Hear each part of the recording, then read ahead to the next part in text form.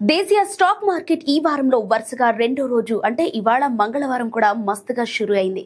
అన్ని ప్రధాన సూచీలు లాభాలతో ప్రారంభమయ్యాయి. ఇన్వెస్టర్ల సెంటిమెంట్ ని మరింత పెంచాయి. పెట్టుబడిదారుల్లో పొద్దున్నే పాజిటివ్ ఎనర్జీని నింపాయి. మరిన్ని వివరాలు చూద్దాం. సెన్సెక్స్ 108 పాయింట్లకు పైగా పెరిగి 85,890 వద్ద ఓపెన్ అయింది.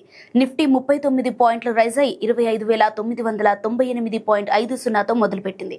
ఇక నిఫ్టీ మిడ్ క్యాప్ స్వల్పంగా 22 పాయింట్లకు పైగా ప్లస్ అయి 60,104.30 వద్ద లాంచ్ అయింది. నిఫ్టీ బ్యాంక్ 90 పాయింట్లకు పైగా పెరిగి 58,925.70తో స్టార్ట్ చేసింది.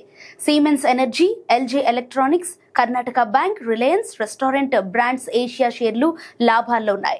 రియాలిటీ కంపెనీలు కూడా మంచి పనితీరును కనబరుస్తున్నాయి. ఆయిల్ మార్కెటింగ్ కంపెనీలు హెచ్పిసిఎల్, బిపిసిఎల్, ఐఓసిఎల్ స్టాక్ నష్టాల బాటలో నడుస్తున్నాయి.